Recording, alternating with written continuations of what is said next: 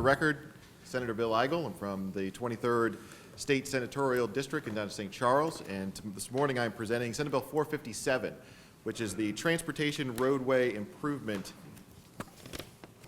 Plan, also known as the TRIP Act. Transportation in the state of Missouri is something that I always refer to as a crisis that always keeps giving. And the reason is we always have an ongoing discussion about how we're going to fund our roadways, how we're going to fund our bridges. And more than that, I think this is something that I consistently heard from my constituents of what is the legislature, what is the governor going to do to ensure that we have good bridges and good roads that connect our citizens to their jobs, their businesses, and to each other.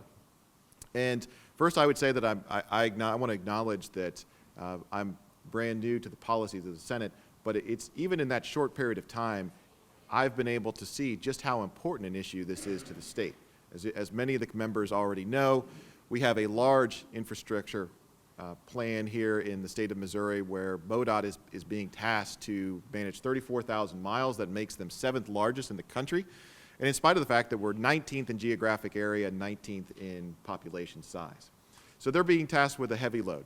And as many folks have identified to me, the funding mechanisms by which we are tasking MoDOT to get the job done have not kept up with the demands that have been placed upon MoDOT to keep the roads safe and to keep the roads in good condition.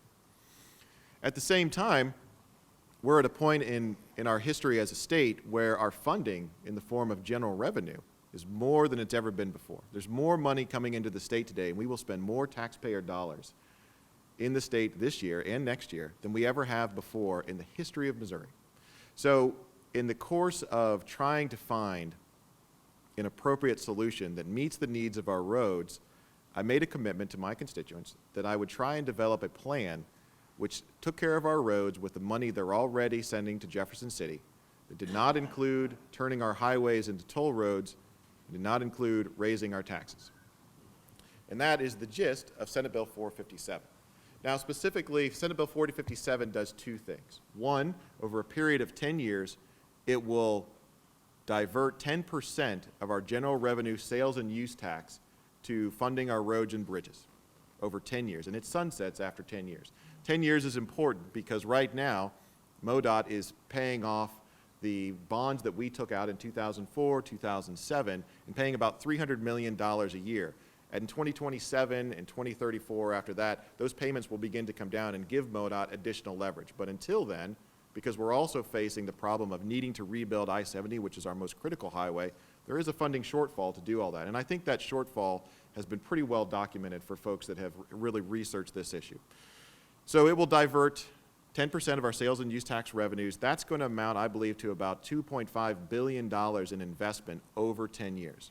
In addition, we'll be able to access additional federal grant money that we cannot access right now in the form of federal fast lane grants to the tune of about $200 million based on the estimates that I received from the Missouri Department of Transportation.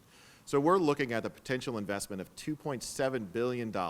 If we make such an investment, I understand that that is sufficient that we could make not only a $500 million investment in the maintenance of our existing road network, but also the reconstruction of I-70 to an 8-lane divided highway over the next 6 to 8 years. So I think there's a lot of benefits to the plan. The second thing that Senate Bill 457 does is it also restores balance. And I've taken the time, because this is an emotional issue that I'm about to get into, to speak to many of the members of the committee. I think Senator Hummel, unfortunately, you're the only one that I have not had a chance to sit down with personally. But the second thing this will do is will restore some local control. No, I know, I see, there's no intention on that. But it will restore some local control from some of the miles that are very lightly used and remote, and this is a classification of mile known as non-federally aided miles. So what that means is pretty self-explanatory. For every dollar that MoDOT spends on these NFA miles, we get no federal matching funds. Now we've been fortunate to be able to maximize the federal FAST funds that have been available to the state for the past few years. However, that may be at risk here as moving forward. And in order to ensure that we could continue to match as many federal dollars as we can, it's difficult to do that if we're spending a lot of those dollars on roads that don't qualify for a match. So every dollar that we take away from I-70 and apply to an NFA mile, we're not only losing that dollar to I-70 or I-44 or I-55, we're also losing potentially 4 or 5 federal match dollars. So making the system more efficient, more effective, I think, is critical to ensuring that MoDOT can meet the demands. So there are 7,100 of the 34,000 miles are classified as these NFA miles. They're very remote roads. They don't get a lot of traffic.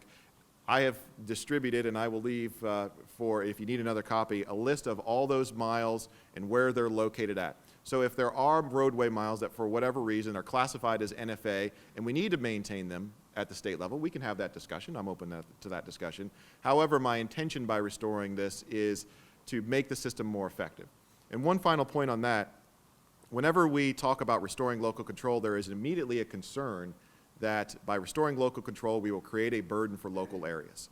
So I've asked MoDOT to take a look at what amount of money we're spending on those, and the amount of money that we're spending on those miles at each year is about the same as the increases that local communities would see in their normal revenue streams, fuel taxes, vehicle sales taxes, license fees, and the increases that we would see over those for the next 5 years that they get a portion of would more than overcome the additional costs they would incur as part of taking these miles back. So there's no burden to the local areas.